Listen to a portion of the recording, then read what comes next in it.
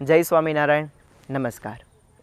BAPS Swaminarayan સંસ્થાના વિદ્વાન વક્તા સંત પૂજ્ય ભક્તિસાગર સ્વામી પાસેથી ઓમ શાંતિ શાંતિ શાંતિ આ વિષય અંતર્ગત પ્રવચન શ્રેણીના પ્રથમ ભાગને આપણે ટૂંક સમય પૂર્વે માણ્યું. કદાચ આપે આ પ્રથમ ભાગનું આસ્વાદન પ્રાપ્ત ન કર્યું હોય તો આ જ વિડીયોના ડિસ્ક્રિપ્શન બોક્સની અંદર તેમની લિંક આપવામાં આવી છે. આપ સૌ પ્રથમ ભાગનું શ્રવણ કરીને ત્યારબાદ આજના આ દ્વિતીય ભાગનું શ્રવણ કરશો. આવો સૌ સાથે મળીને ઓમ શાંતિ શાંતિ શાંતિ આ વિષયના બીજા ભાગને માણીએ. અમર વારસો ગુણાતીતનો સતત ચાલતો શ્રી હરિતણો ભગતજી અને શાસ્ત્રીજી વળી વિરલ યોગીજી શ્રી પ્રમુખજી વિરલ પ્રમુખજી શ્રી મહંતથી. શ્રી સ્વામિનારાયણ ભગવાનની જય. અક્ષર પુરુષોત્તમ મહારાજની જય. ગુણાતીતાનંદ સ્વામી મહારાજની જય. પ્રમુખ સ્વામી મહારાજની જય. મહંત સ્વામી મહારાજની જય. સુરત અક્ષરધામ મહોત્સવની જય. કાર્યકર સુવર્ણ મહોત્સવની જય.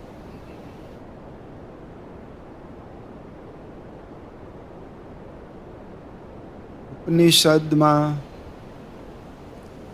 ગુરુ અને શિષ્ય ભગવાનને પ્રાર્થના કરે છે,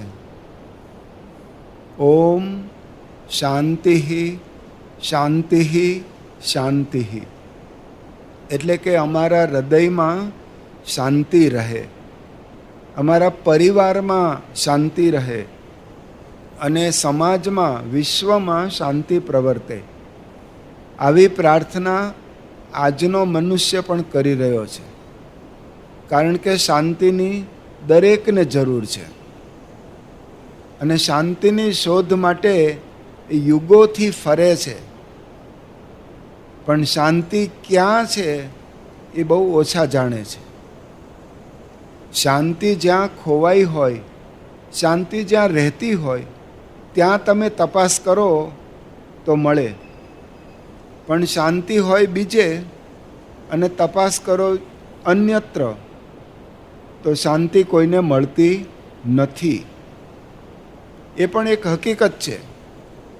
એટલે સ્વામિનારાયણ ભગવાન આપણને સુખનું સાચું સ્થાન બતાવે છે. વચનામૃત ગ્રંથ એમાં સ્વામિનારાયણ ભગવાન કહે છે, 4 વેદ, 18 પુરાણ, ષટશાસ્ત્ર, રામાયણ મહાભારત વગેરે ઇતિહાસ ગ્રંથ, આ સર્વેનું સાર એક વાક્યમાં સ્વામિનારાયણ ભગવાન કહે છે. આ શાસ્ત્રો કેટલા અગાધ છે. આખું જીવન પર્યંત વાંચ્યા કરો તો પણ પાર પમાય નથી. અનેક શાસ્ત્રમ બહુવેદિતવ્યમ અલ્પશ્ચ કાલો બહવશ્ચ વિઘ્નાઃ. ઘણા બધા શાસ્ત્રો અને જાણવાનું છે સારરૂપ વસ્તુ, પણ એમાં વિઘ્નો ઘણા છે, કામકાજ ઘણા છે. આપણી પાસે સમય ઓછો, તો શું કરવું જોઈએ? યત સારભૂતમ તદ ઉપાસનીયમ. જે સારરૂપ વસ્તુ હોય એને પકડી લેવી જોઈએ. તો આ સકલ શાસ્ત્ર 4 વેદ એટલે કે ઋગ્વેદ, યજુર્વેદ, સામવેદ અને અથર્વવેદ, આ 4 વેદ વિશ્વના પ્રાચીનતમ ગ્રંથો છે. એમાં પણ 18 પુરાણ, એ બહુ દળદાર ગ્રંથો છે. 18 પુરાણ, એના નામ આપણે સાંભળીએ: અગ્નિ પુરાણ, નારદ પુરાણ, લિંગ પુરાણ, ગરુડ પુરાણ, પદ્મ પુરાણ, કુર્મ પુરાણ, સ્કંદ પુરાણ, બ્રહ્મ પુરાણ, બ્રહ્માંડ પુરાણ, બ્રહ્મ વૈવર્ત પુરાણ, મત્સ્ય પુરાણ, માર્કંડ પુરાણ, ભવિષ્ય પુરાણ, ભાગવત પુરાણ, વરાહ પુરાણ, વામન પુરાણ, વાયુ પુરાણ એટલે કે શિવ પુરાણ, વિષ્ણુ પુરાણ. આ 18 પુરાણો છે. આપણે તો જોયાય નથી એટલે વાંચવાનું તો પૂછાય નહીં, અને વાંચ્યા હોય પછી સાર પૂછાય કે આનો સાર શું. પણ સ્વામિનારાયણ ભગવાન આ બધા શાસ્ત્રોનો સાર એક વાક્યમાં કહેવાના છે. 6 દર્શન, 6 દર્શનો કયા છે? સાંખ્ય દર્શન, યોગ દર્શન, ન્યાય દર્શન, વૈશેષિક દર્શન, પૂર્વ મીમાંસા અને વેદાંત દર્શન. હવે એ ભણવામાં વર્ષો વીતે, એટલા બધા સાહિત્ય ગ્રંથો છે. હવે એનો સાર શું? તો સ્વામિનારાયણ ભગવાન આપણને એક જ વાક્યમાં કહેવાના છે. પાછો મહાભારત અને રામાયણ આ બધા ઇતિહાસ ગ્રંથો, એ પાછી એક નવી ફેકલ્ટી છે. 1,00,000 શ્લોકોનું મહાભારત, એનો સાર શું? વાંચ્યું હોય તો ખબર પડે ને. પણ સ્વામિનારાયણ ભગવાન આપણને સાર આપે છે. સાર શું? તો કહે છે કે આ બધા શાસ્ત્રોનો સાર એક વાક્ય છે: ભગવાન અને ભગવાનના સંત એ જ સુખદાયી છે. ભગવાન અને ભગવાનના સંતથી ઉપરાંત બીજું કોઈ સુખદાયી નથી. ગઢડા અંત્ય 7. એટલે કે સુખ જોઈતું હોય તો ભગવાન પાસે આવો કાં સંત પાસે આવો. ભગવાન કોણ? પુરુષોત્તમ. સંત કોણ? અક્ષર. એટલે કે અક્ષર અને પુરુષોત્તમ એ જ સુખદાયી છે. એના વગર તમને કોઈ બીજે સુખ મળવાનું નથી. મારે વાસણ ખરીદવા હોય તો વાસણની દુકાને જવાય, એ શાક માર્કેટમાં ના મળે. મારે દવા જોઈતી હોય તો મેડિકલ સ્ટોરમાં જવાય, એ શાક માર્કેટમાં કે રમકડાની દુકાનમાં ના મળે. કોઈને રમકડું જોઈતું હોય તો એને કરિયાણાની દુકાને ન જવાય, રમકડાની દુકાને જવાય. કોઈને બાઇક લેવું હોય તો એની ડીલરશીપ જેને આપી હોય એ શોરૂમમાં જવાય. પછી તમે કહો હું વાસણવાળાને કહી દઉં બાઇક લાવી આપે, એની પાસે જ નથી. જે વસ્તુ જ્યાં હોય ત્યાંથી મેળવવી જોઈએ. તો સુખ ભગવાન અને ભગવાનના સંત પાસે છે. એટલે તુલસીદાસે પણ આ વાત કરી. સુરપુર એટલે કે સ્વર્ગ, નરપુર એટલે કે આ લોક, અને નાગપુર એટલે મધ્યપ્રદેશમાં વિદર્ભમાં આવ્યું એ નહીં, નાગપુર એટલે પાતાળ લોક. સુરપુર, નરપુર, નાગપુર એ 3 में सुख नाही, કાં સુખ હરિ કે ચરણ में કાં સંતન કે માહી. જે પણ આ જ વાત બોલ્યા કે ભગવાન અને ભગવાનના સંત સિવાય બીજે ક્યાંય સુખ નથી. જો ભગવાન પાસે જાઓ તો તમને સાચા સુખનો, શાશ્વત સુખનો અનુભવ થાય. સ્વામિનારાયણ ભગવાને બધાને એ સુખ આપ્યું. એટલે નિષ્કુળાનંદ સ્વામીએ એમના કીર્તનમાં લખ્યું, સુખી કર્યા રે જન જગતમાં, પ્રભુ પ્રગટિયાવાર, પ્રભુ પ્રગટિયાવાર, નિવાસી કર્યા રે બ્રહ્મ મોલના, અગણિત નર નાર, અગણિત નર નાર, સુખી કર્યા રે જન જગતમાં. જે સુખ અગમ અજ ઈશને, સુર સુરેશને સોય, સુર સુરેશને સોય, તે સુખ દીધું છે દાસને. જે સુખ ન પામે કોઈ, જે સુખ ન પામે કોઈ, સુખી કર્યા રે જન જગતમાં. આ સ્વામિનારાયણ ભગવાને આ જગતમાં આવીને સૌને સુખી કર્યા. પોતાના દાસને, પોતાના ભક્તોને એવા અપાર સુખ આપ્યા, જે સુખ મોટા મોટા દેવોને પણ મળ્યું નથી. એવો દિવ્ય રસની લાહણ કરાવી, એવો અપાર આનંદ કરાવ્યો. એના દુઃખ માત્ર ઉડાડી દીધા. મારો ભક્ત, એને ક્યારેય દુઃખ ના આવવું જોઈએ. એને વીંછીની વેદના થવાની હોય તો એને નહીં. મારો ભક્ત આટલું પણ દુઃખ ન પામે. હંમેશા શાંતિ, અખંડ આનંદ. એના પ્રારબ્ધમાં ભિક્ષાપાત્ર હોય, ભીખ માગીને આ પેટનો ખાડો પૂરવાનો હોય. પણ મારા ભક્તને એ દુઃખ નહીં. મને આપજો, હું ભિક્ષાટન કરીશ, હું ભિક્ષા માગીશ. મારો ભક્ત ક્યારેય દુઃખી ન હોવો જોઈએ. આ સ્વામિનારાયણ ભગવાનના કરુણા વરદાન છે. અહીંયા જેતપુરમાં જ એમણે પટ્ટાભિષેક પ્રસંગે આ વરદાન આપ્યા છે. એટલે આપણા માટે તો આ સુખનો માર્ગ મળી ગયો છે. આપણે હવે શોધવાનું નથી. આપણને સુખની પ્રાપ્તિ થઈ છે. પણ છતાંય લોકો આપણને જાણે છે કે આ સ્વામિનારાયણીઓ હોય ને બહુ સુખી હોય. એ લોકો આપણને કહે કે તમે સ્વામિનારાયણીઓ બહુ સુખી, બહુ સુખી. કારણ કે ગાડીઓમાં ફરતા હોય, મોટા બંગલામાં રહેતા હોય, મોટી ફેક્ટરી ચલાવતા હોય, કરોડોનું ટર્ન ઓવર કરતા હોય, અને બધું દેશ પરદેશ જતા હોય.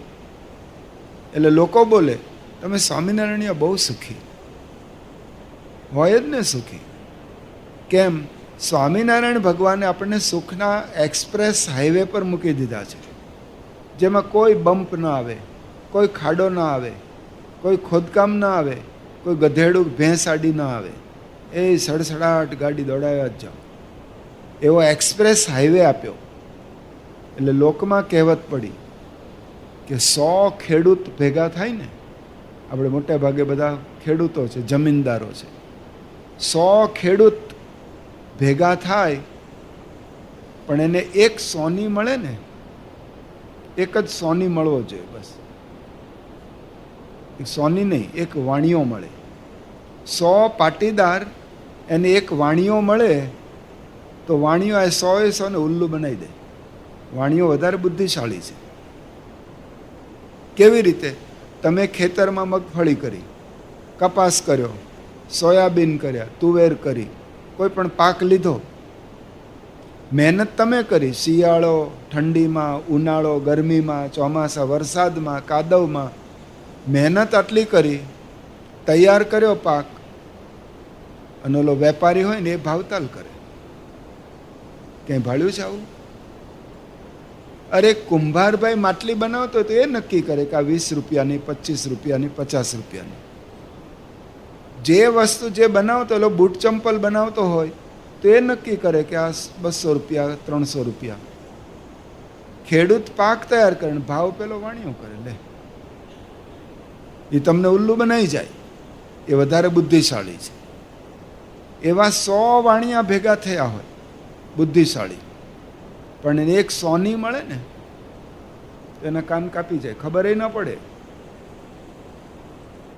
એ વધારે બુદ્ધિશાળી છે. સોની, એવા 100 સોની ભેગા થયા હોય અને એને એક મારવાડી મળે ને, મારવાડી, રાજસ્થાનનો માણસ, તો એ 100 સોનીને ક્યારે બાટલીમાં પૂરીને બૂચ મારી દે, ખબર ન પડે. એટલા ઉસ્તાદ હોય છે એ લોકો મારવાડી. પણ એવા 100 મારવાડી ભેગા થાય એટલે કેટલો બુદ્ધિશાળી કહેવાય. કેટલી આંટી ઘૂંટી જાણનારા, ષડયંત્ર રચનારા.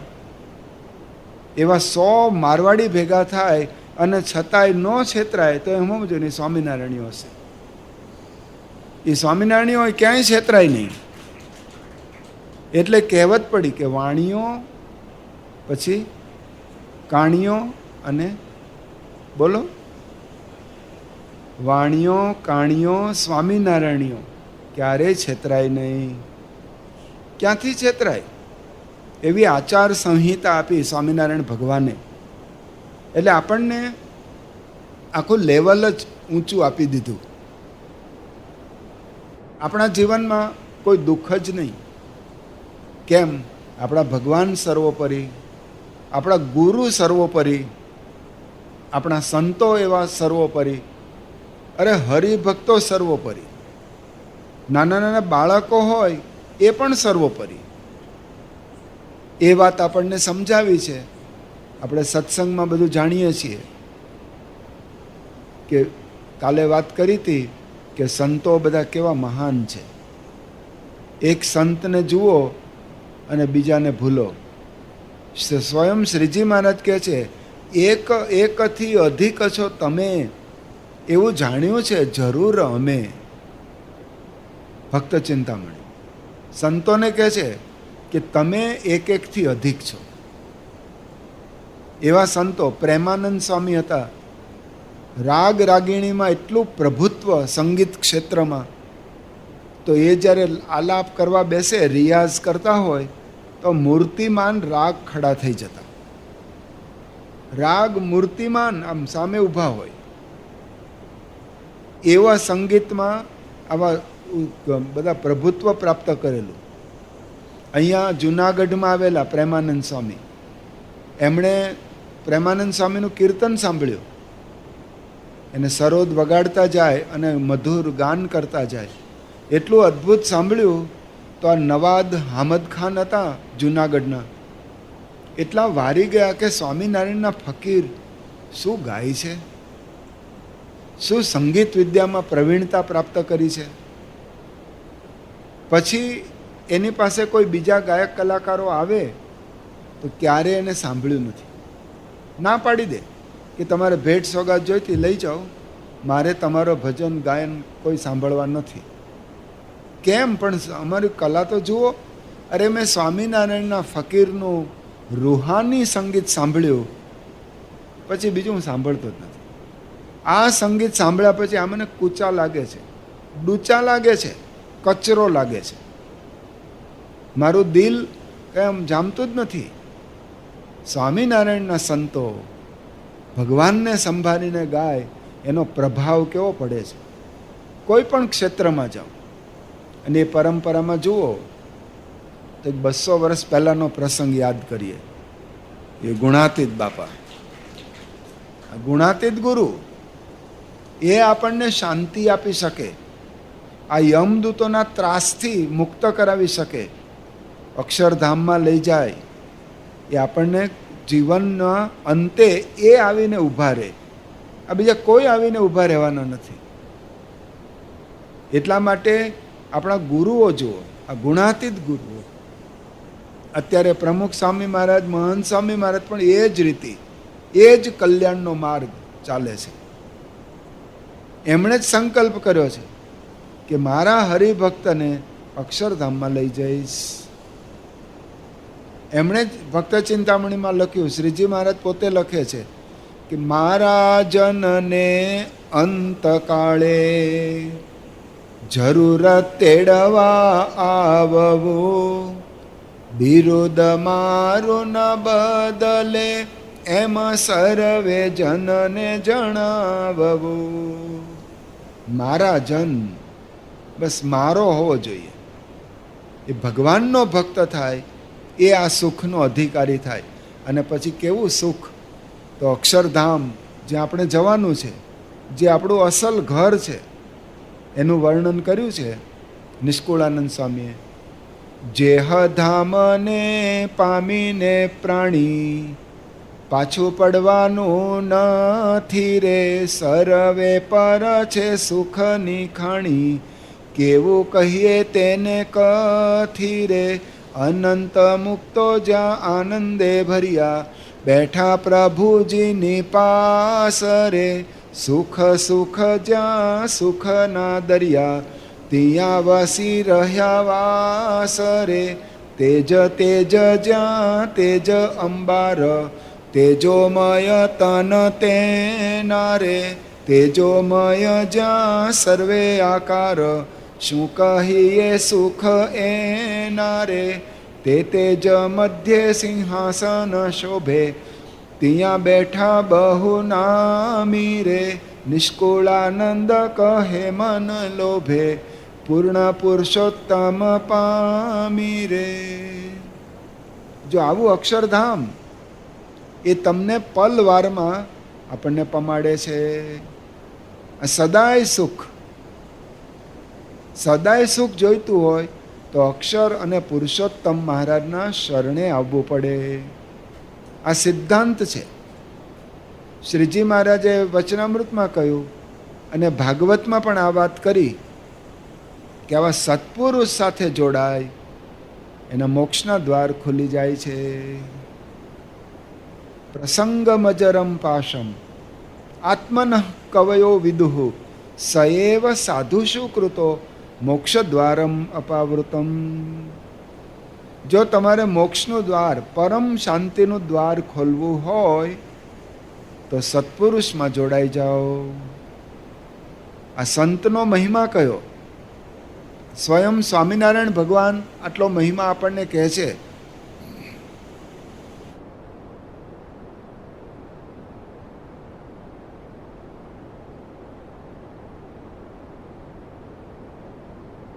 સ્વામિનારાયણ ભગવાન કહે છે મહિમા, જેતલપુરનું 4થું વચનામૃત એ વાંચજો તમે, એ હોમવર્ક છે તમારું. એમાં મહારાજ કહે છે, હે સંતો, બધા સંતોને સંબોધીને કહે છે કે તમે આ પંચ વર્તમાન પાળો છો, એટલે કે આવા લક્ષણવાળા સંત છો, તો તમે જે વૃક્ષની નીચે બેઠા હો છાંયો ખાવા માટે, જે વૃક્ષની નીચે બેઠા એ વૃક્ષ, એનું પણ કલ્યાણ. કોઈ વૃક્ષનું તમે ફળ જમ્યા, એ વૃક્ષનું પણ કલ્યાણ. તમે જે સરોવરમાં પગ બોળો, સ્નાન કરો, એ સરોવર પણ તીર્થરૂપ થઈ જાય છે. તમને કોઈ હરિભક્ત ભાવે કરીને જમાડે, ગિરીશભાઈ, કોઈ સંતને જમાડે, જયસુખભાઈ, કોઈ સંતને જમાડે, કિશોરભાઈ ક્યાં ગયા? જય સ્વામિનારાયણ, કિશોરભાઈ અને આ કિશોરભાઈ. સંતને જમાડે, પ્રદીપભાઈ, સંતને જમાડે તો એને કોટી યજ્ઞનું ફળ મળે છે. કોટી, કરોડ યજ્ઞ કોણ કરી શકે? એક યજ્ઞ કરવો બહુ ખર્ચાળ છે, પણ સંતોને જમાડે એને આવું પુણ્ય છે. પછી મહારાજ હજુ આગળ કહે છે, તમને ભાવે કરીને કોઈ વસ્ત્ર ઓઢાડે, આપણે રોજ ઓઢાડીએ છીએ ધોતિયા, વસ્ત્રદાન કરશે તો એને એ પરમ પદનો અધિકારી થશે. આવું તમારી સેવા કર્યાનું ફળ છે. એવા સંતો આપણને આપ્યા. ઓહો, એવા હોત તો મજા આવે. અત્યારે એ જ સંતો તમે જુઓ, BAPS 1200 સંતો, અને બધા આવા મહાન ઊંચી કક્ષાના આવા સંતો. અને આ સ્વામિનારાયણ ભગવાને કહ્યું, મહાભારતમાં પણ આ વાત આવે છે. સાંભળો પ્રસંગ. 5 પાંડવો, યુધિષ્ઠિર, ભીમ, અર્જુન, સહદેવ, નકુલ, એ 5 પાંડવોએ રાજસૂય યજ્ઞ કર્યો. યજ્ઞ રાજા મહારાજાઓ જ કરી શકે, બીજાને ત્રેવડ નહીં. હસ્તિનાપુર ઇન્દ્રપ્રસ્થમાં રાજસૂય યજ્ઞ કર્યો, અને 1 મહિનો ચાલે આ યજ્ઞ. અને એમાં રોજ બધાને જમાડવાના હોય, એટલે બહુ ખર્ચાળ છે. બ્રાહ્મણોને દાન દક્ષિણા આપવાના હોય. તો આ યજ્ઞ પૂરો થયો, મહિનાનો છેલ્લો દિવસ, અને એમાં આખું સામૂહિક ભોજન હતું.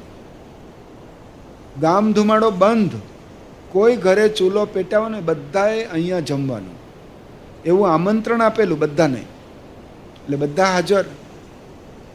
અને આ યજ્ઞની પૂર્ણાહુતિ થઈ, કુંડમાં શ્રીફળ હોમાયું, અને બધા જમવા માટે ગયા. કૃષ્ણ ભગવાન જમ્યા, બધા નગરવાસીઓ જમ્યા, આમંત્રિતો જમ્યા, અને છેલ્લે આ કુટુંબના બધા માણસો પણ જમી લીધું. એટલે યજ્ઞ થઈ ગયો પૂરો. પણ યજ્ઞની નિશાની એ છે 3. તમારો યજ્ઞ સંપન્ન થયો ક્યારે કહેવાય? તો એને 3 ચિહ્નો છે, 3 નિશાની. 1, આ બધા જમી લે, પછી હાથ ધોઈને ચળું કરે, પેલું એંઠવાડનું પાણી જતું હોય જે નાળમાં, ત્યાં નોળિયો આવે, આપોઆપ આવે, આમ ખેંચીને લાવવાનું નહીં. નોળિયો આવે, આળોટે અને સુવર્ણમય થઈ જાય, એ સોનાનો થઈ જાય તો સમજવું તમારો યજ્ઞ સાર્થક. બધાએ જમી લીધું, નોળિયો આવ્યો પણ આંટો મારીને જતો રહ્યો, એંઠવાડમાં આળોટ્યો નહીં, સોનાનો થયો પણ નહીં. એટલે પહેલું લક્ષણ કેન્સલ.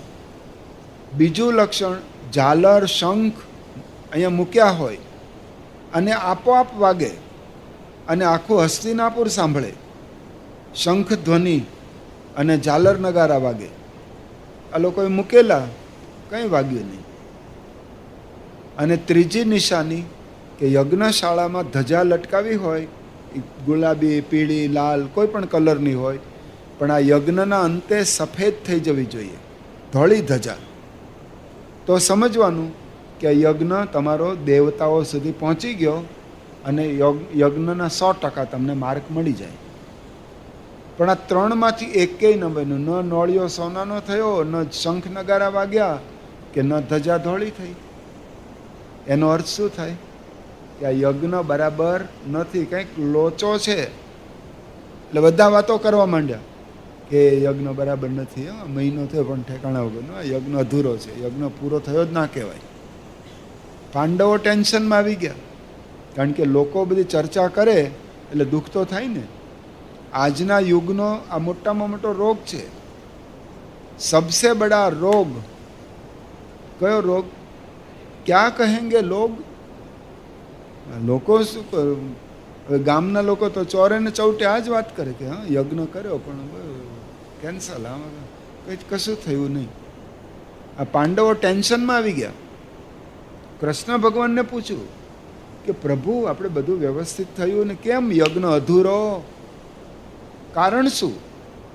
કૃષ્ણ ભગવાન કે તમે બધાને જમાડ્યા? કે હા, બધાને આમંત્રણ આપેલું ને બધાએ જમી લીધું. તમને જમાડ્યા, અમે જમી લીધું, પૂરું થઈ ગયું.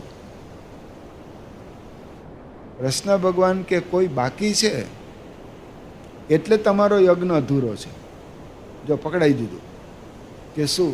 કે અહીંયા તપોવન એટલે આપણી રાજ્યનું જ સરહદમાં ગણાય, એમાં પેલા સંત બેઠા છે, એને તમે જમાડ્યા? અરે રે, એ તો રહી જ ગયા. આમંત્રણ જ આપવાનું રહી ગયું છે કે જાઓ એને લઈ આવો, એને જમાડો તો યજ્ઞ પૂરો થાય. તો યુધિષ્ઠિરભાઈ ગયા અને પેલા સંતને પ્રણામ કરીને કે સ્વામીજી, અમે યજ્ઞ કર્યો, કે આ ખ્યાલ છે, આજે પૂર્ણાહુતિ છે, કે આ એ ખબર છે, પણ તમને જમવાનું આમંત્રણ આપવાનું રહી ગયું છે, તમે પધારો, તમારા માટે સ્પેશિયલ જુદી રસોઈ બનાવીને જમાડશું, આવો.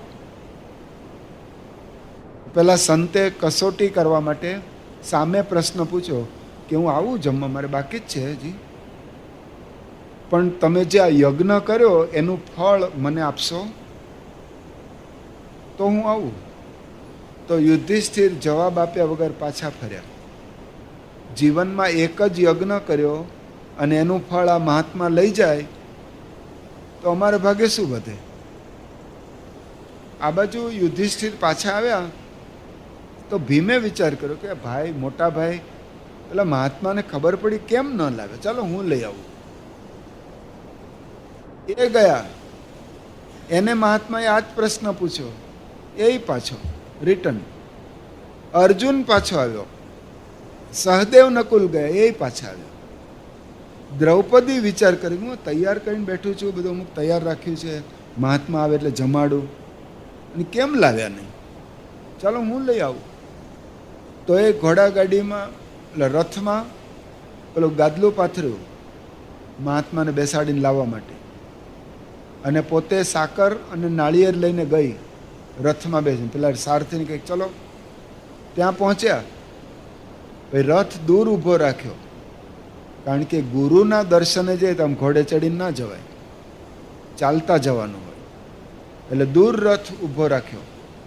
પછી 100 પગલાં ચાલતી ચાલતી દ્રૌપદી પેલા મહાત્મા પાસે ગઈ અને આમ સાડીનો પાલવ ખેંચી પંચાંગ પ્રણામ કર્યા, સાકર નાળિયેર મૂક્યા અને કહ્યું કે ગુરુજી આવો ને, કેમ રાહ જુઓ છો, જોવડાવો છો, તમને ભોજન કરાવવાનું છે, અમારો યજ્ઞ અટક્યો છે તમારે લીધે છે. એટલે સંત કે મારે મેં જો તમારા 5 પતિ આવ્યા હતા એમને વાત કરી તમને કરું કે હું યજ્ઞ એટલે જમવા આવું, પણ તમે આ યજ્ઞનું ફળ મારા એકાઉન્ટમાં ટ્રાન્સફર કરી દો તો આવું, યજ્ઞનું ફળ મારા ખાતામાં જમા કરાવો તો આવું. તો દ્રૌપદી બહુ હોશિયાર.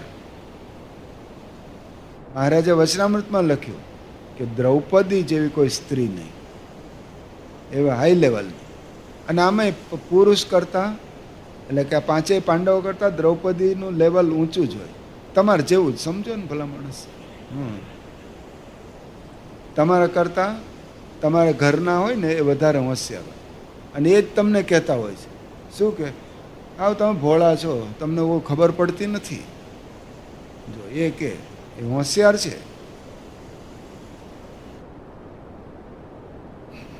એટલે મહાત્માએ કહ્યું દ્રૌપદીને કે તમારે યજ્ઞનું ફળ મને આપો તો હું આવું. તો દ્રૌપદી કે તમારે કેટલા યજ્ઞનું ફળ જોઈએ, બોલો ને, કેટલા યજ્ઞનું ફળ જોઈએ? કે કેમ આવું પૂછે છે? એક તો યજ્ઞ કર્યો છે, જે ઝાઝા હોય એ પૂછે. એક જ યજ્ઞ કર્યો છે અને કેટલા કેટલા એમ બોલાય? એટલે કેટલા યજ્ઞનું ફળ આપવું? તો મહાત્માએ કહ્યું કે એક યજ્ઞ કર્યો ને કેટલા કેટલા શું ભાઈ? કે એક યજ્ઞ બરાબર છે, એ તો અમે હસ્તિનાપુરમાં કર્યો અને હમણાં બીજા મેં 100 યજ્ઞ કર્યા. હમણાં રથમાંથી ઉતરીને આવી તમારા દર્શને, તો મેં એવું સાંભળ્યું છે આવા સાચા સંતના દર્શને જઈએ તો એક પગલે એક અશ્વમેધ યજ્ઞનું ફળ મળે છે. હું 100 પગલાં ચાલીને તમારી પાસે આવી છું. તમે એક કામ કરો, પહેલાં 100 યજ્ઞનું ફળ લાવો, પહેલાં મને આપો, પછી એક યજ્ઞનું તમે લેજો.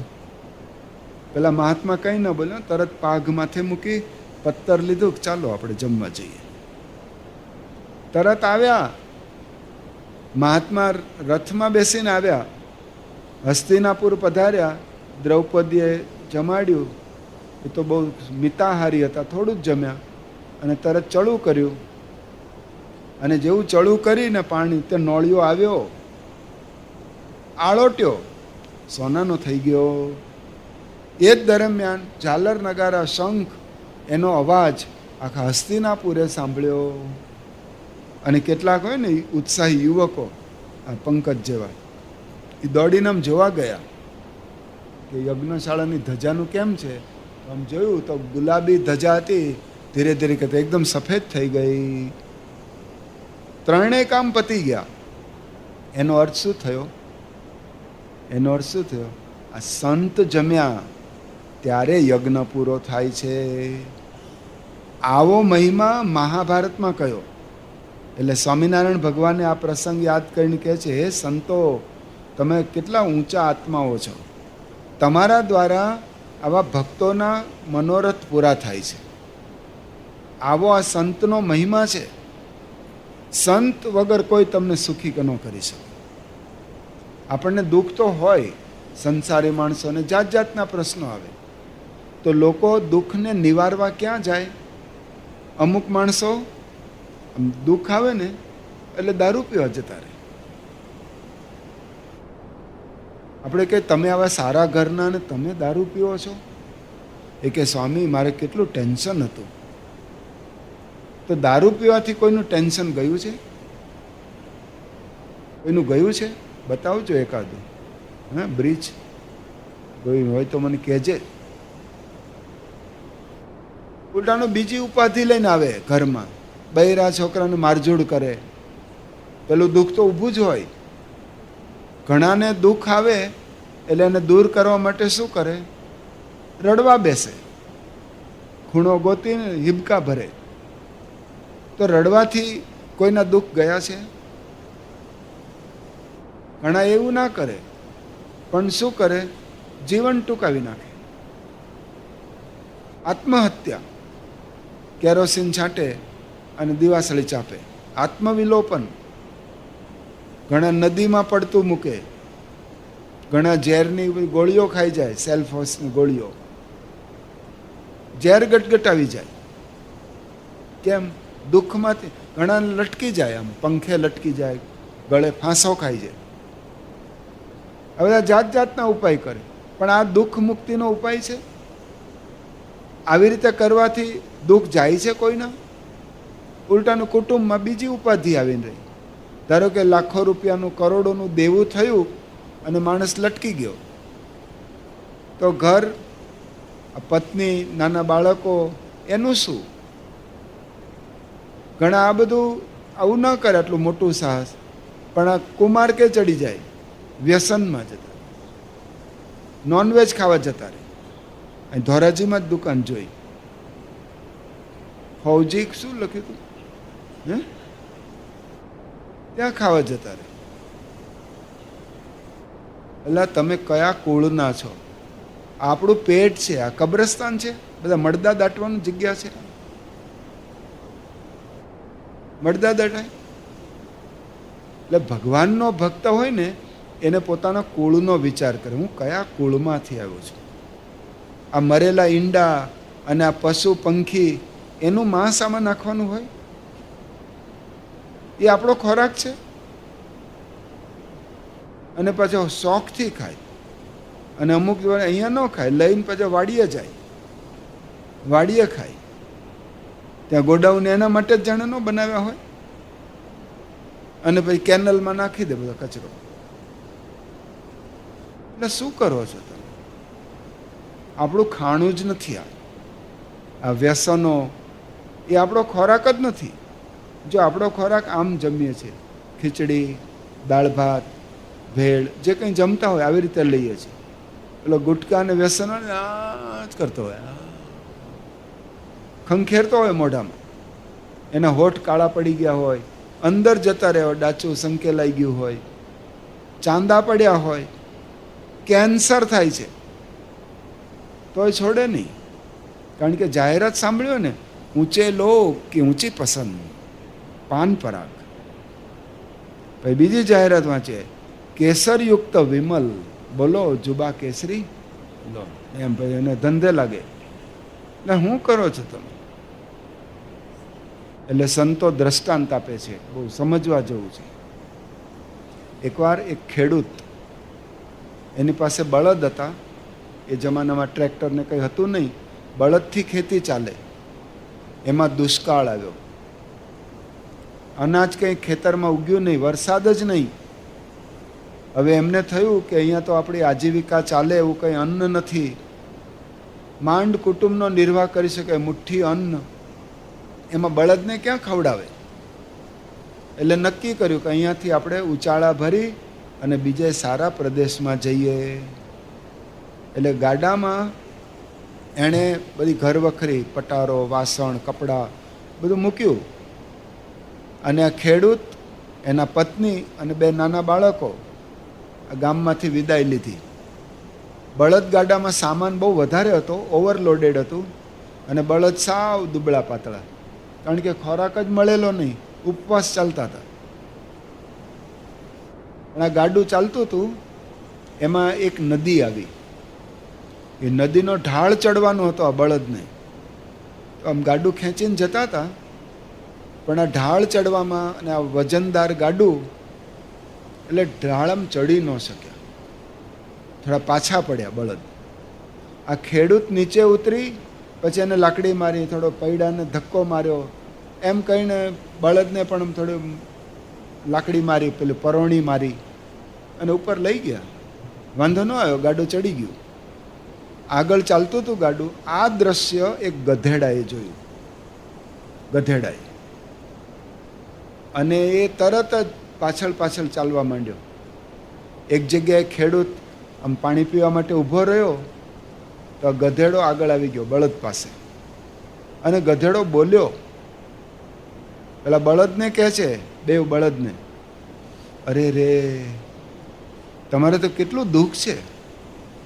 જો ને તમારો માલિક કંઈ ખાવાનું આપતો લાગતો નથી. આમ પેટમાં ખાડા પડી ગયા છે, સાવ તમે સુકાઈ ગયા છો. અને મેં હમણાં જોયું તો તમને તમારો માલિક કેવું મારતો હતો. આવી મજૂરી ક્યાં સુધી કરશો? મુવાઓ, કંઈક પ્રેરણા લો, મારામાંથી પ્રેરણા લો.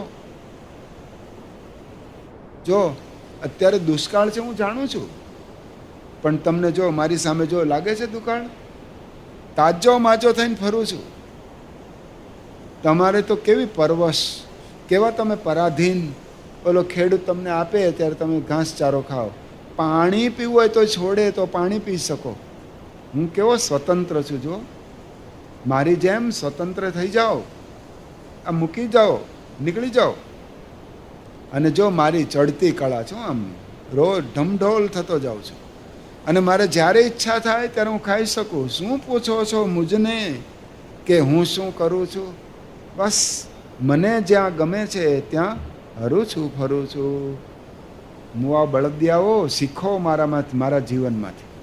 અને જો હું મારી વાત કરું, હું તમને મારી વાત કરું કે હું તમારી જેમ એક કુંભારભાઈને ત્યાં હતો, અને મારા માટે પણ આ જ દશા હતી.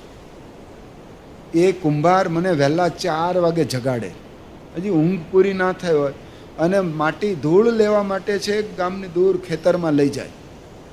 મારા ઉપર ધૂળ ભરે એ મારે લાવવાની. આટલું વજન ખેંચું, પાછો ઘરે આવી અને એમાંથી માટીના વાસણો બનાવે, અને પછી મને તો ખાવાનું માપી માપીને આપે. અરે હું ભૂખ્યો ભૂખ્યો મરી ગયો. અને પાછા વાસણ તૈયાર થાય એ પછી ધોરાજીની બજારમાં વેચવા માટે નીકળે. એટલે આખો દાડો મારે તો રખડપટ્ટી જ કરવાની. ઊંઘ આરામનું કાંઈ ઠેકાણું નહીં.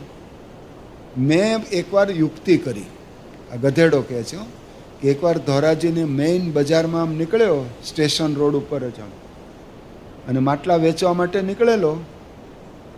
અને ત્યાં પછી મેં વિચાર કર્યો કે બધા માણસો ઘણા હતા, અવર જવર, અને આ એક ગોલ્ડન ચાન્સ છે મારા માટે. એટલે મારા ઉપર માટીના વાસણો હતા, દેગડો ને કુલડી ને તાવડી ને કોડિયા ને ઘણા બધા વાસણો હતા. અને પછી મેં બધાની વચ્ચે આમ 2 પગ ઊંચા કર્યા. મારે છટકવું હતું, એટલે આમ ઊંચા કર્યા. માટીના વાસણ બધા કડભૂસ, બધા ઠીકરા થઈ ગયા. હું પણ પડ્યો, આમ પગ ઊંચા કરી દીધા, નાટક જ કરેલું. પછી આમ મોઢામાંથી ફીણ કાઢ્યા. એટલે આ કુંભાર મૂંઝાયો કે આ ગધેડો મરી ગયો હવે, અને આ લોકો મારા ઉપર બદનક્ષીનો દાવો માંડશે. એટલે તો ઓલું ઉપરનું છાલકું લઈને ભાગ્યો, જાય ભાગ્યો, ઊભો જ ન રહ્યો. પછી મેં એક આંખ ઉઘાડીને જોયું કે આમ વાતાવરણ કેવું છે, કે ઉઘાડ નીકળ્યો છે, કંઈ વાંધો નહીં આવે. બસ ત્યારથી બંધો, સ્વતંત્ર. બસ જો એમ બળદિયાઓ, શીખો, મારામાંથી કંઈક પ્રેરણા લો. તો બળદ તો આ શાંતિથી સાંભળતા હતા. એમાં બળદે પૂછ્યું સામે કે તું કોણ છે? તું કોણ? એ કે કેમ મને ના ઓળખ્યો? હું ગધેડો. એ તો દેખાય જ છે તું ગધેડો છે, પણ તું કોનો દીકરો? તારી માતા કોણ? એ કે કેમ? હું ગધેડીનો.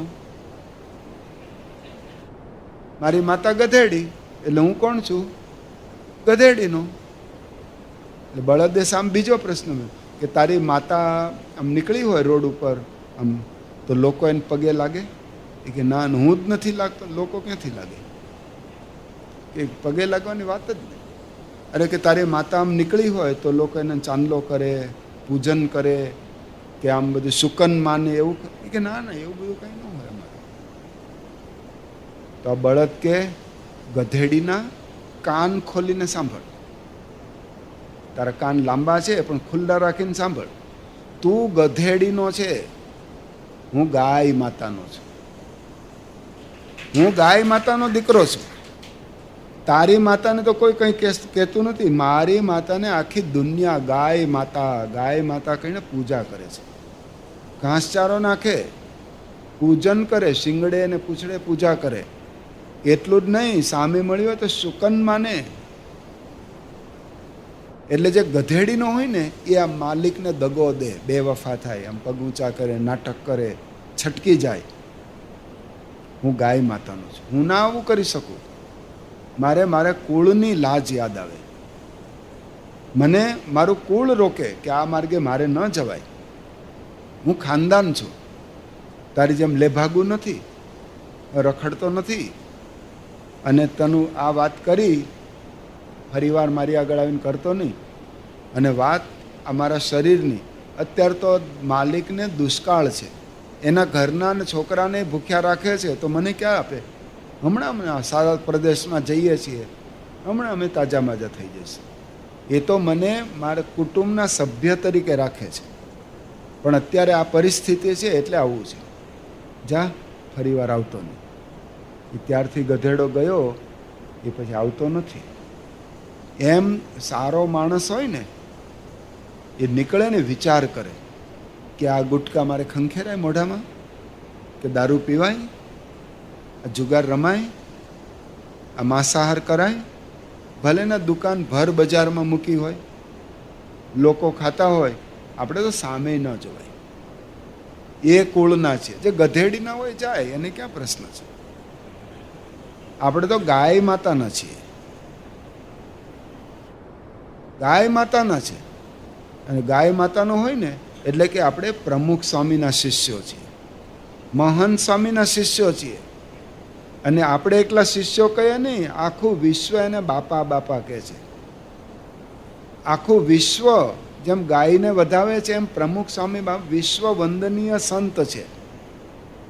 એટલે આપણને તો કોઈ ના ઓળખે કે લે તમે પ્રમુખ સ્વામીના શિષ્ય થઈને આ ધંધા કરો છો. ભગત, આ મંદિર નથી, આ નોનવેજ હોટેલ છે, ખબર છે ને?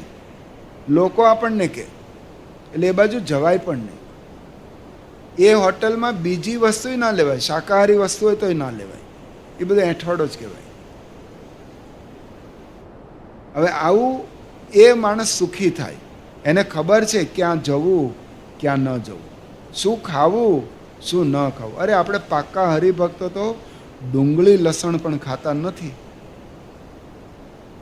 તો આ તો ક્યાં વાત ગઈ? પણ વ્યસનોમાં એટલા ચકચૂર રહેનારા છે. અને પછી ઉપાધિ આવે, એ આપણે ખરીદેલી ઉપાધિ છે. સ્વામિનારાયણ ભગવાન તો કોઈ બધાને શાંતિ જ આપવા માગે છે, બધાને સુખ જ આપવું છે.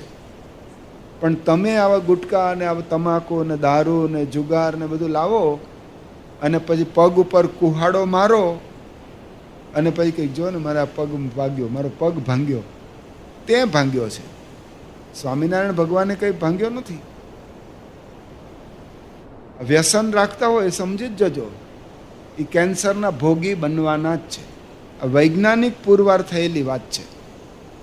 જે ગુટકો ખાતો હોય એને જતે દાડે કેન્સર થવાનું જ. 90% માણસો એમાં ફસાયા છે. નાનું તમને લાગે એમાં શું, આ તમાકુવાળા પાન ખાવ છું, મસાલા ખાવ છું, માવો ખાવ છું, એટલે માવો નામ આપે. એને માવો કહેવાય? માવો કોને કહેવાય ગિરીશભાઈ? હા, દૂધમાંથી બનતો. આ દૂધમાં જ બને છે. તમને લલચાવવા માટે આવા નામ આપે. તુલસી નામ લાગે, તુલસી તો ખવાય જ ને, પણ હોય કંઈક તૃતીયમ જ. અને પાછું દુર્ભાગ્યની વાત એ કે આવી રીતે વ્યસની માણસ હોય એને સીધું 3rd સ્ટેજમાં 4th સ્ટેજમાં કેન્સર થાય ત્યારે તને ખબર પડે છે કે કેન્સર. એટલે ડૉક્ટરોએ હાથ ઊંચા કરી દે. સારંગપુરની બાજુમાં એક ગામ છે, ત્યાં એક છોકરો, એટલે એ ભાઈ રાઘવજી, એને 4 છોકરીઓ, પછી દીકરો જન્મ્યો. એટલે બહુ લાડકોટથી ઉછેરો, વાલ્યશ્રી હતો એનો. અને આ માલદાર રાઘવ કાકા. એટલે એણે શું કર્યું, એટલે નાના દીકરાને રોજ 10 રૂપિયા આપે, એટલે દીકરા વાપરે.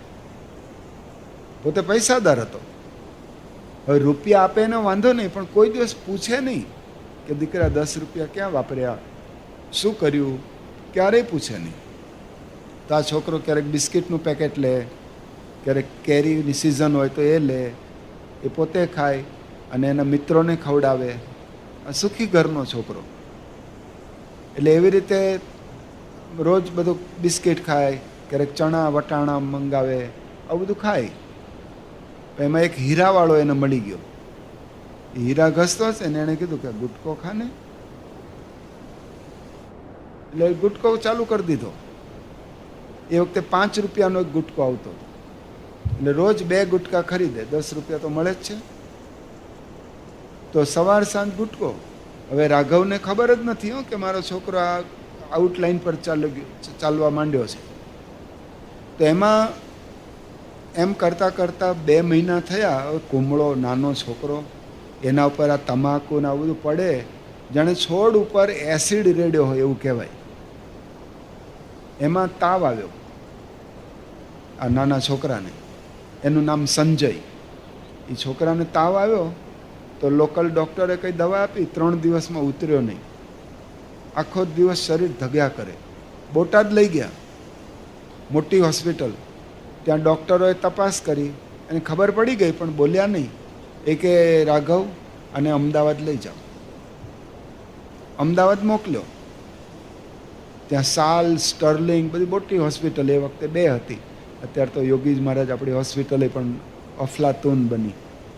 પણ આ સાલ હોસ્પિટલમાં ગયા અને ત્યાં હોસ્પિટલમાં આ છોકરાને મોકલ્યો.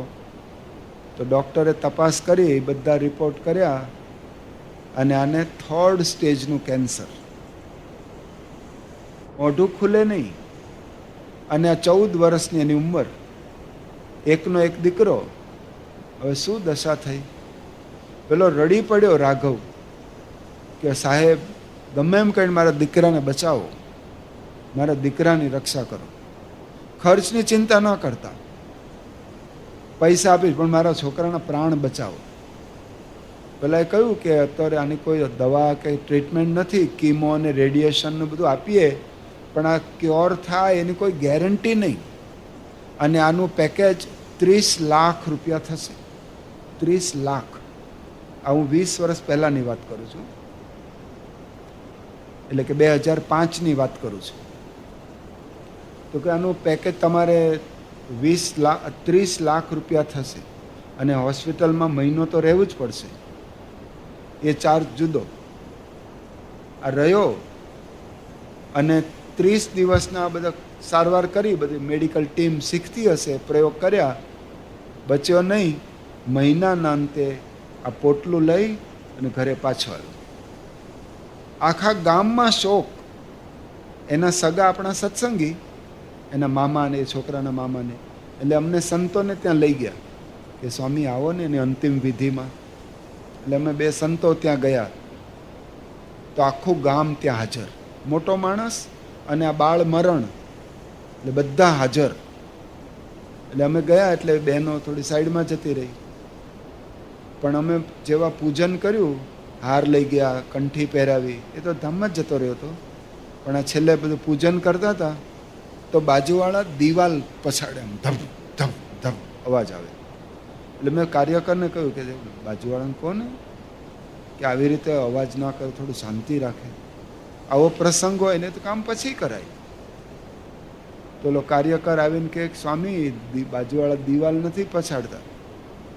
એ નથી, આ ઘરમાં એની માતા અને એની બેન, 4 બહેનો છે ને, એ બધી આ ધબ ધબ આ એનો અવાજ આવે છે. છાતી કૂટતી હતી, રોકકળ ચાલે. અને સંજયને અગ્નિ સંસ્કાર કર્યો. પણ જો આ પરિણામ, એકનો એક દીકરો ગુમાવ્યો. એટલે આપણને લાગે એમાં શું? હવે આ આપણે કમાઈએ છીએ, આ 50-60 રૂપિયા એ વાપરીએ મોજ શોખમાં, એમાં શું? એમાં શું? એમાં શું? એમાં કરતાં નીકળે. તમને 50 રૂપિયા દેખાય છે, થૂંકી નાખો છો. પણ તમે મહિનાનો ને વર્ષનો હિસાબ કરજો. રોજ 50 રૂપિયા જે માણસ થૂંકી નાખતો હોય, એટલે મહિનાના કેટલા થયા? 1500 રૂપિયા. તમારા ખિસ્સામાંથી 500 3 નોટ પડી જાય તો તમે કેટલા આગા પાછા થાવ છો? આ પડી જ ગઈ ને. મહિનાના કેટલા થાય ગણજો. 360 ગુણ્યા 60 કેટલા થાય? 20 લાખ રૂપિયા થાય. ગણજો. કે 2 લાખ થાય? ગણજે શાંતિથી. ₹2,00,000 એને થૂકી નાખે છે માણસ. એટલા વધી ગયા છે તમારા રૂપિયા? વધી ગયા તો અમને આપજો, અમારો ઉત્સવ કરવાના જ છે બધા. આવી દુર્દશા છે. અને તમારે એક કામ કરાય, એ વ્યસનના જેટલા રૂપિયા હોય ને એની બચત કરીને તમારા એકાઉન્ટમાં મૂકો, જુદું એકાઉન્ટ. અને બેંકવાળો 5, 7, 10 વર્ષે ડબલ કરે. તમે 60 વર્ષના થાવ ને ત્યારે અંદર 6, 7 નહીં, 18 લાખ રૂપિયા હશે. 18 લાખ રૂપિયા. 18 લાખ રૂપિયામાં તમારે લગ્ન પ્રસંગ ધામધૂમથી બધું કેટલો ધામધૂમથી ઉજવી શકો. પણ આમ થૂકી નાખે. એની જરૂર જ શું છે કે આમાં મોઢા મારો છો? ઘણા તો બકરીને જેમ આખો દાડો ચાવ ચાવ જ કરતા હોય, થૂક્યા કરે, બધા પિચકારા માર્યા કરે. શું તારે જરૂર છે એની? અને ખાવું હોય તો તમે આ બધા ફ્રૂટ ખાઓ સિઝનના.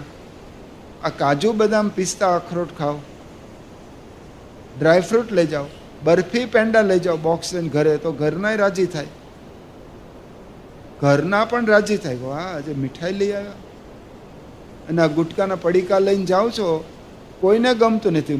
કહે છે તમને તમારા ડાચા ગંધાય છે, તોય બંદો પાછો વળે નહીં,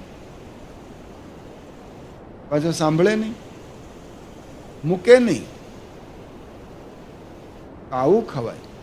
શું ખાવું એ ખબર નથી પડતી, એટલે આપણે કહેવું પડે. પછી કે સ્વામી સુખી થાય, શાંતિ થાય એવા આશીર્વાદ આપો. એ જ આશીર્વાદ છે. આ મૂકો એટલે શાંતિ જ છે. ઓમ શાંતિ શાંતિ જ છે, પણ આ મુક્તા આવડે. આ સ્વભાવ એવા વિચિત્ર પડી ગયા, દેખાદેખી. એટલે સ્વભાવ છે ને એ જ હેરાન કરે છે, એ જ આપણા રૂપ ઉઘાડા કરે છે. સંતો દ્રષ્ટાંત આપે છે એક રાજાનું. એક રાજા હતો, યુવાન હતો, ઘોડે લઈને ફરવા નીકળ્યો. એમાં એક રૂપાળી કન્યા જોઈ. આમ એવી દેખાવડી, આમ લટકા મટકા કરતી હતી, આમ દેખાવ સારો જોઈ અને રાજા મોહ પામ્યો. એને થયું કે આને રાણી બનાવવા જેવી છે. એટલે તરત જ એને ઉપાડી લીધી, ઘોડા પર બેસાડી દીધી, મહેલમાં લઈ આવ્યો. એ રાણી બની ગઈ. એટલે છોકરી રાજી જ હતી, રાજા સાથે રહેવા મળે રાજમહેલમાં. પણ રાણી આવ્યા પછી ખબર પડી કે આ તો બોબડી છે, એની જીભ જલાય છે, તોતડી બોલે, શું બોલે ખબર જ ના પડે. રાણી એટલે રાણી રાખી. થોડા દિવસ પછી પાછો ઘોડે સવારી કરીને નીકળ્યો. પાછી એક રૂપાળી કન્યા જોઈ. એને થયું કે આ કન્યાને આપણે લઈ જઈએ. દેખાવડી, આ મનમોહક હતી, એટલે એને ઉપાડી, એને રાણી બનાવી. પછી ખબર પડી કે આ એ જ છે, એ બોબડી જ છે. શું બોલે છે? જીભ જલાય, કંઈ ખબર જ ના પડે શું બોલે છે. આ રાજા તો જુઓ, કરમનો ફૂટલો ત્રીજી વાર નીકળ્યો, અને ત્રીજી વાર એ જ માલ, એ જ પ્રોડક્ટ. રૂપાળી, આમ બહાર આઉટલુક અદ્ભુત, પણ કંપની ફોલ્ટ.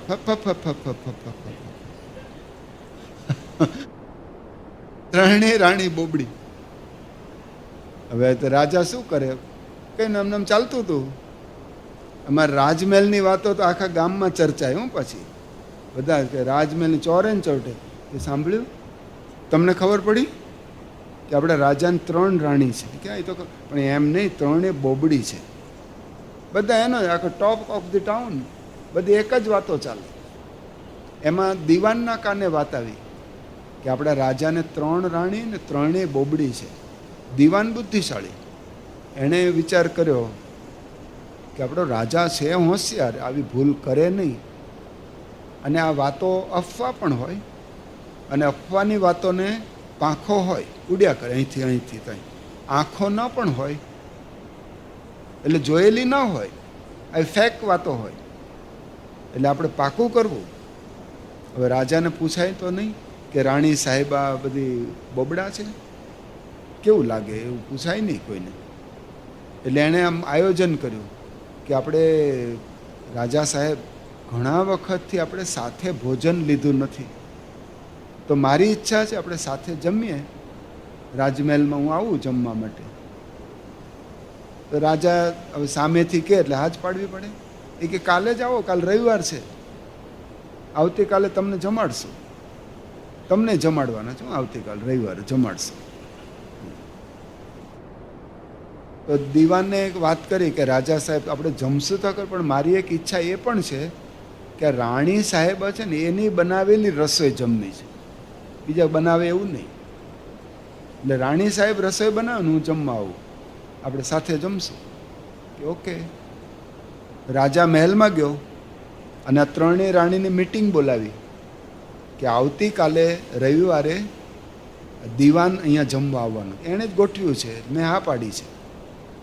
એની ઈચ્છા એવી છે કે તમારી હાથની બનાવેલી રસોઈ જમવી છે, એટલે તમારે જેમાં માસ્ટરી હોય ને એ રસોઈ બનાવો. દીવાનામાં આંગળા ચાટતો થઈ જવો જોઈએ, આંગળા કરડી ખાય કે શું ડિલિશિયસ આઈટમ, ઓહો શું સ્વાદિષ્ટ, શું મજા આવી ગઈ, આમ જીવનભર યાદ કરે એવી તમારી જે સ્પેશિયાલિટી હોય ને એ બનાવો. રાણીએ કીધું હા બનાવશું. અને હા પણ એ યાદ રાખજો, કાલે આવે ત્યારે તમારે મૌન, અંદર અંદર પણ બોલવાનું નહીં, મૂંગી મરજો નહીં તો મારી આબરૂના ધજાગરા થશે. એટલે રાણી ત્રણે સ્વીકારી વાત. રવિવાર થયો, બપોર થયું, દીવાન આવ્યો, ખુરશી ટેબલ તૈયાર, જમવા બેઠા રાજા દીવાન. એટલે રાણીઓ રસોડામાંથી વારા ફરતી આવે, એક થાળી મૂકી ગઈ, બીજી વાટકા ગોઠવી ગઈ, ત્રીજી ચમચીને ગ્લાસ લઈ આવી. હવે પીરસવાનું ચાલુ કર્યું. એમાં લાડુ, શીરો, જલેબી, ગુલાબજાંબુ, દૂધપાક. રાજ દરબારમાં તો જાત જાતના પકવાન હોય. પછી ફરસાણ ચાલુ થયા, સમોસા, દાબેલી, બટેટા વડા, ગરમ ગરમ મેથીના ગોટા, ઢોકળા, બધું ચાલુ થયું. શાક પીરસાયા, જાત જાતની વાનગીઓ હોય બધી. હવે આ રાણીઓ પીરસે બધું, પણ એ કંઈ બોલે નહીં. રાજાએ ના પાડેલી ને એટલે બોલે નહીં. આમ ચાવી દીધેલા રમકડા હોય ને આમ ગોળ ગોળ ફર્યા કરે, પણ બોલે કાંઈ નહીં. હવે દીવાને વિચાર કર્યો કે હું જમવા આવ્યો હોય તો એક નિમિત્ત છે, પણ મૂળ આપણે પરીક્ષા કરવાની છે કે આ રાણી સાહેબાનું કેમ છે. એટલે એણે યુક્તિ વાપરી, હાથમાં એક બટેટું વડું લીધું અને આમ થોડું જમ્યો અને પછી બોલ્યો આમ મોટેથી કે આ બટેટા વડા શું અતિ સ્વાદિષ્ટ, શું આમાં મારા 50 વર્ષના જીવનમાં આવા બટેટા વડા મેં ક્યારેય ખાધા નથી, ફર્સ્ટ ટાઈમ મારા જીવનમાં. કોણે બનાવ્યા છે આ બટેટા વડા? ગોળો ફેંક્યો એક. તો જે રાણીના બનાવેલા બટેટા વડા હતા ને, જેને તળ્યા હતા કે બનાવ્યા હતા, એ રાણીના આમ ઉભરા આવે આમ આનંદના કે આ કોઈની રસોઈના નહીં, મારી રસોઈના વખાણ. એટલે એને તો એટલો આમ પાવર ચડી ગયો. એટલે દીવાને પૂછ્યું કે આ બટેટા વડા કોણે બનાવ્યા છે? તો રસોડામાંથી બહાર આવી કૂદકો મારીને અને આ ટેબલ નજીક જઈને બોલી, એ બટેટા વડા મેં કર્યા છે, મેં કર્યા છે, એ બટેટા વડા મેં કર્યા છે, એમ મેં બનાવ્યા છે, એટલે મને જશ આપો એમ, આપણી પ્રોડક્ટ છે. એટલે તમે બધા હસો છો, દીવાનજી ન હસ્યો, સારું ન લાગે, પણ ખબર પડી ગઈ ચાલો પાસ. નંબર 1 બોબડી. હવે 2 નંબરને ચેક કરવી છે. તો એનું બીજું પ્લાનિંગ ચાલતું હતું કે કટલેસ લઉં કે મેથીના ગોટા લઉં કે સુખડી લઉં કે લાડુ. હજુ પ્લાનિંગ ચાલતું હતું. ત્યાં જરૂર ન પડી, તરત જ બીજી રાણી બહાર આવી. આ પહેલી રાણી બોલી ને કે આ બટેટા વડા મેં કર્યા છે, એટલે આને ગમ્યું નહીં કે આની રસોઈના વખાણને હું રહી ગઈ, એટલે એ આને ઉપદેશ આપવા આવી. એટલે બહાર આવીને એનો હાથ ખેંચ્યો અને બોલે, રાજાએ આપણે બોલવા ના પાડી તો બોઈ. રાજાએ આપણને ગઈકાલે બોલવાની ના પાડી હતી મીટિંગમાં, તોય તું બોઈ. લે, કોઈને ગમતું નથી બીજાનો ઉત્કર્ષ સહન ન થાય, એટલે આ એનું રૂપ ઉઘાડું થઈ ગયું. એટલે બીજી પાસ. ચાલો હવે એને કંઈ પ્લાનિંગ કરવું ન પડે, ત્રીજી ટ્રેપમાં લેવાની બાકી છે હજી. તો ત્રીજી માટે શું વિચારવું એ જરૂર ન પડી.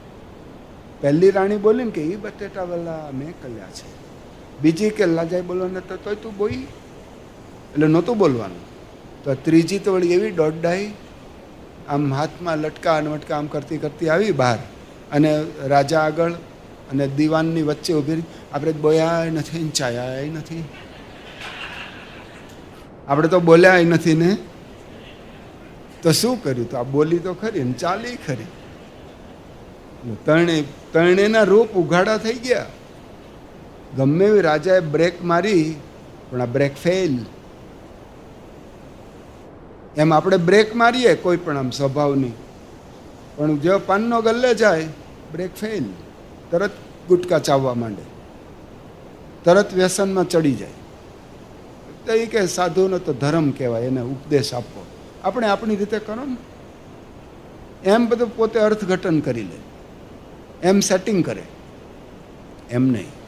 જો સુખી થવું હોય તો આ તમારે સુધારો કરવો પડે. સુધારો કર્યા વગર કોઈ દિવસ સુખી થવાય નહીં. એટલે સદગુરુએ શાનમાં સમજાવ્યું રે લોલ, આ સત્સંગ વિના રે સુખ ક્યાંય નથી રે લોલ.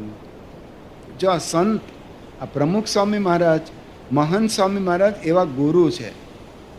એમના વચને જે કોઈ ચાલ્યા એના જીવનમાં કોઈ દુઃખ આવ્યા નથી.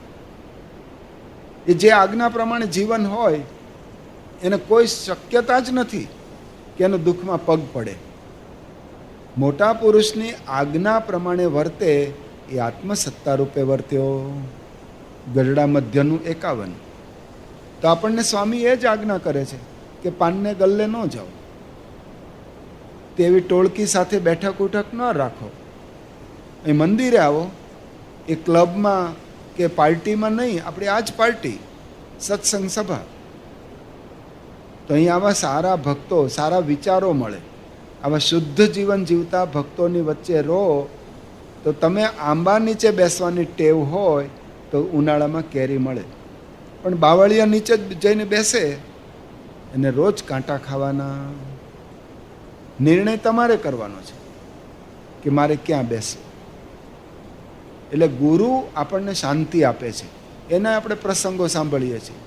અરે ગુરુનું એક વાક્ય યાદ રહી જાય ને તોય તમારું કામ પાકી જાય. યોગીજી મહારાજ એક દ્રષ્ટાંત આપતા કે એકવાર એક તળાવમાં આમ ચોખ્ખું પાણી, એમાં સવારે સંત નાહવા પધાર્યા સરોવરમાં. હવે સંત નાહતા હતા, એમાં એક બગલો જોયો. એ બગલો ચાંચમાં પાણી ભરે અને એક બાજુમાં આવી પથ્થર શિલા હતી એના પર પિચકારી મારે બગલો, અને આમાં આમ ચાંચ ઘસે, પાછું પાણી, ચાંચ ઘસે. આવું 3-4 વાર કર્યું.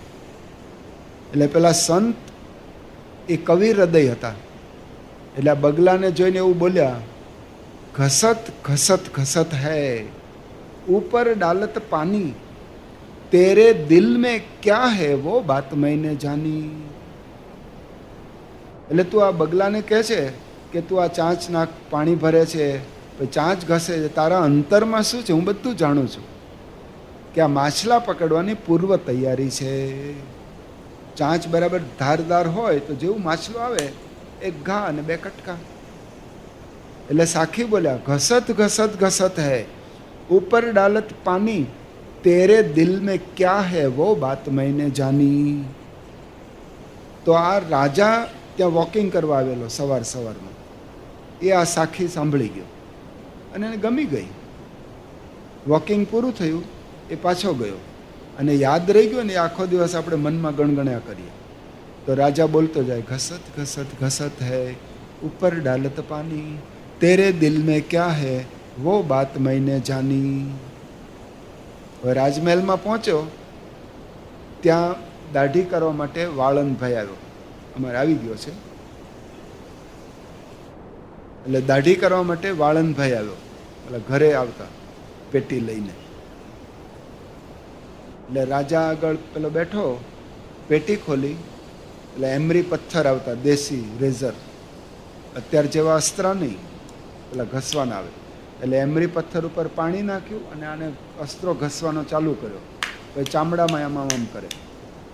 એટલે ઘસતો તો પાણી નાખતો જાય, ઘસતો જાય.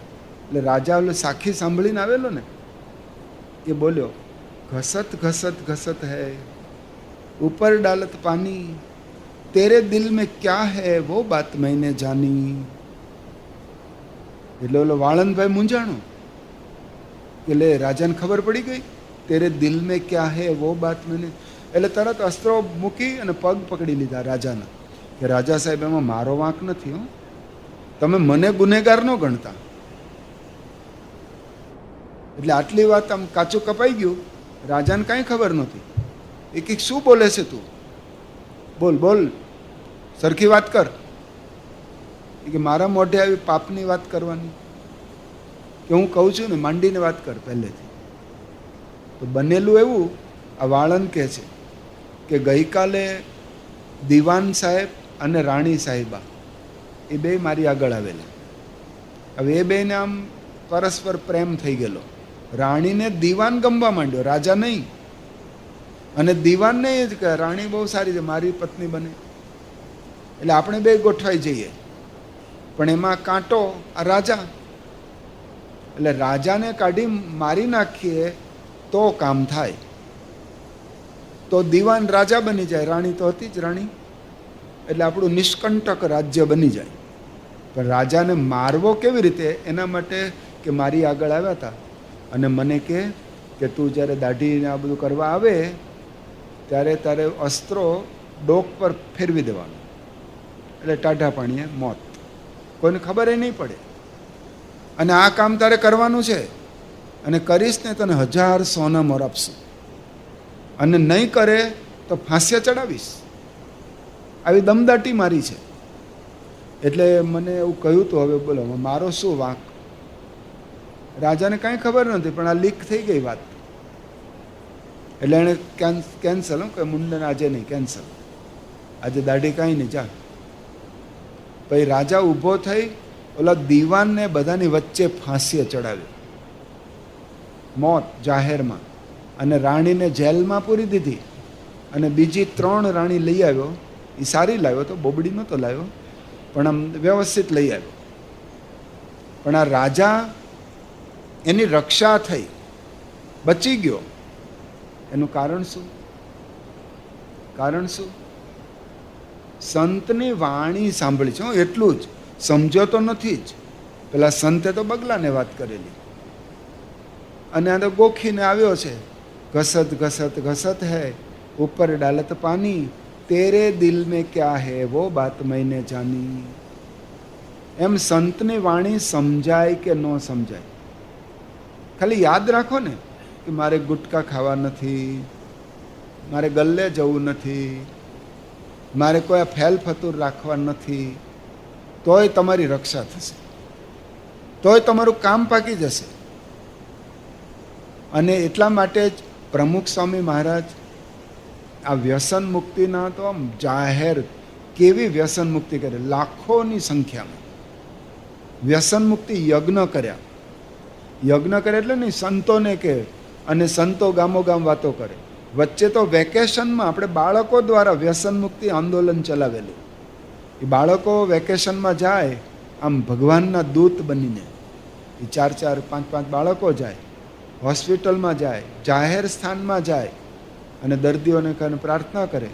અને આવા ધુમાડા કાઢતા હોય ને, બીડી સિગરેટ પીતા હોય, એને નાના નાના બાળકો સમજે કે અંકલ આ તમે ગુટકા મૂકી દો ને. એવી કાલી ઘેલી ભાષામાં એવા પણ હજારોની સંખ્યામાં વ્યસન મુકાવ્યા છે. એ તો જુદા, કરોડોને વ્યસનમાંથી ઉગાર્યા છે, અને એના જીવન રક્ષામાં આવા સુખી કર્યા છે. એનો ખર્ચ ગણો ને તો કરોડોની અબજોમાં જાય, દેશની સેવા કરી છે. આ સુખી કરનારા સંતો છે. જીવનમાં આવી બદબુ હોય ને તો ફેંકી દેવી જોઈએ. આ શું આપણે ફરીએ છીએ?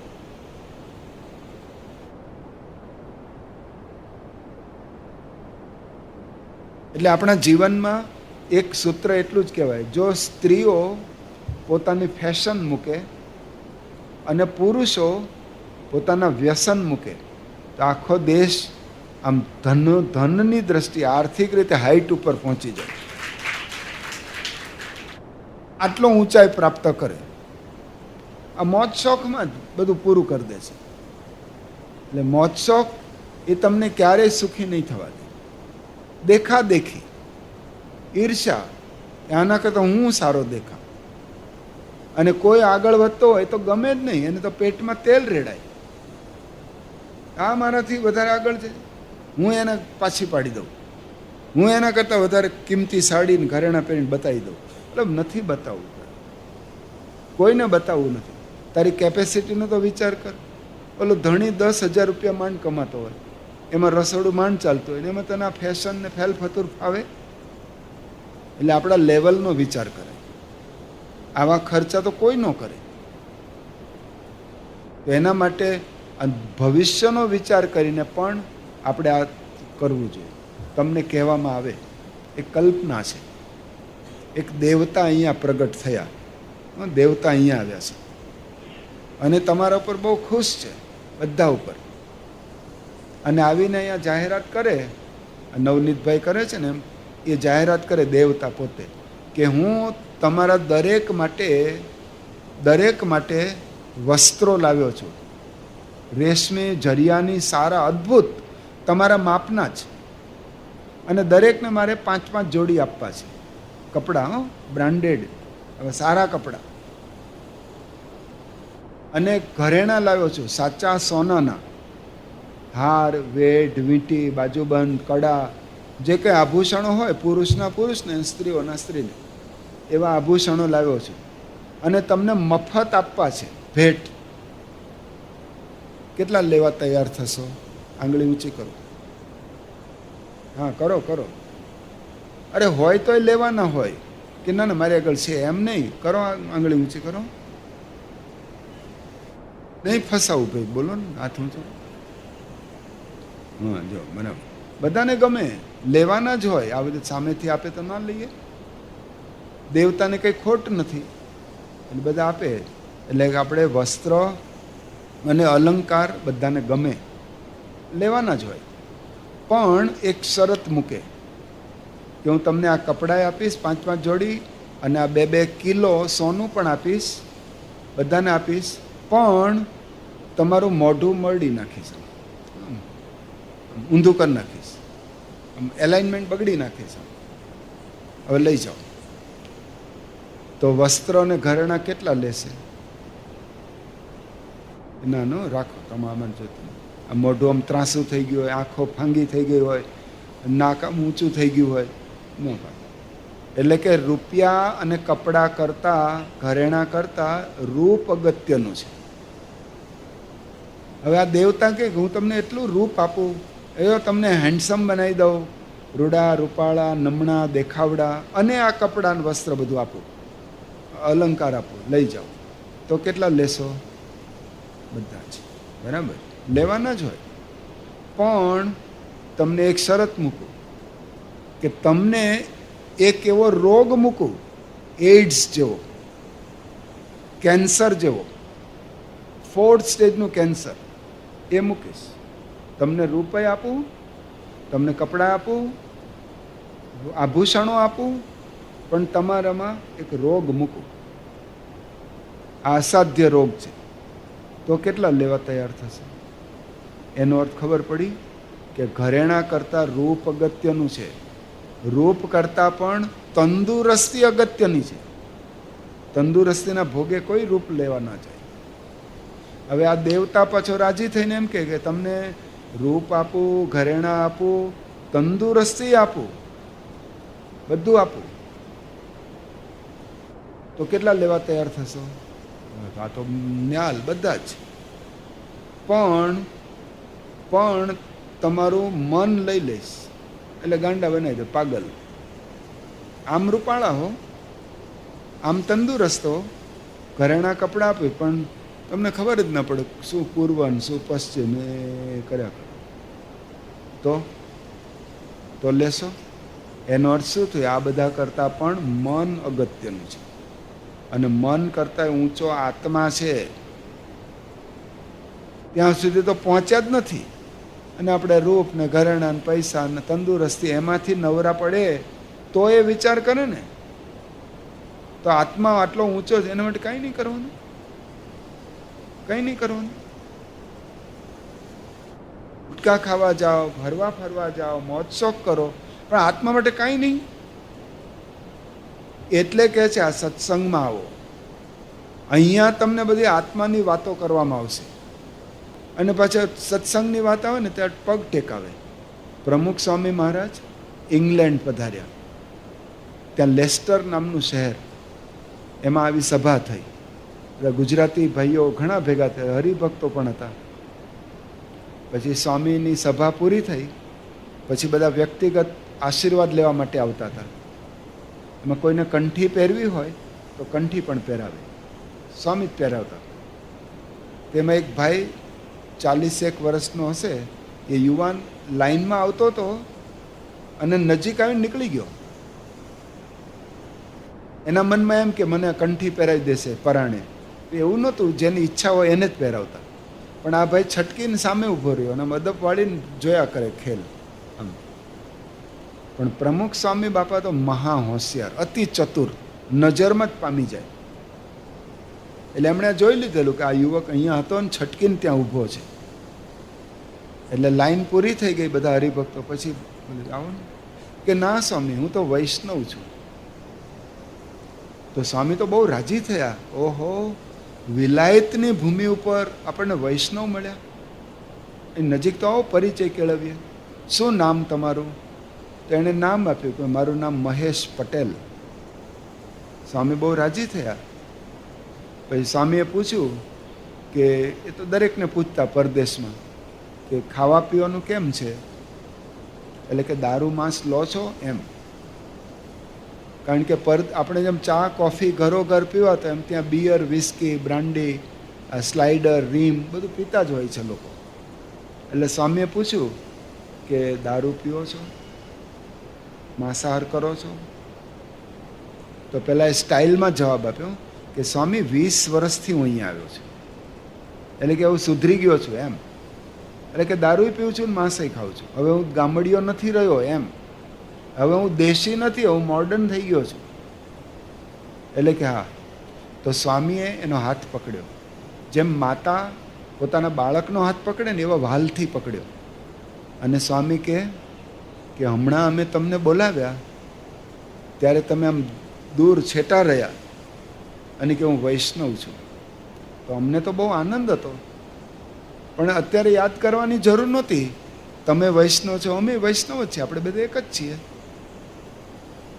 અત્યારે યાદ કરવાની શું જરૂર હતી? યાદ કરવાની ત્યારે જરૂર હતી તમે પહેલી વાર આ માંસનો લોચો મોઢામાં મૂક્યો ત્યારે યાદ ન આવ્યું આઈ એમ વૈષ્ણવ? તમે પહેલી વાર દારૂની બોટલ ચડાવી ત્યારે યાદ કરવાનું હતું હું વૈષ્ણવ. ત્યારે યાદ ન આવ્યું? અને અત્યારે અમારી આગળ યાદ કરો છો. પેલાની આંખમાં આમ આંસુની ધારા, રીતસર રડવા માંડ્યો. અને રડતા રડતા મહેશ પોતે બોલે છે કે સ્વામી, હું તો 20 વર્ષનો હતો ત્યારે અહીંયા આવ્યો ભણવા માટે. મુંબઈ સુધી મારી માતા મને એરપોર્ટ પર મૂકવા આવેલા. મારી બા અત્યારે તો દેવ થઈ ગયા છે, પણ ત્યારે મને આશીર્વાદ આપેલા કે બેટા સંજય, તું જાય છે. અરે શું નામ બોલો? હા બેટા મહેશ, તું જાય છે અને મારા 2 આશીર્વાદ છે, 18 પાઉન્ડ કમાજે, રૂપિયા કમાજે, અને બીજું આપણા વૈષ્ણવ સંસ્કાર જાળવી રાખજે, હું ભૂલતો નહીં.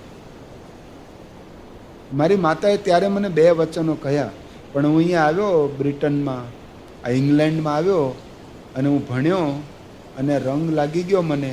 અત્યારે નોટિંગહામ કોલેજમાં હું પ્રોફેસર છું અને મને તો બધું ભૂલાઈ ગયું હતું.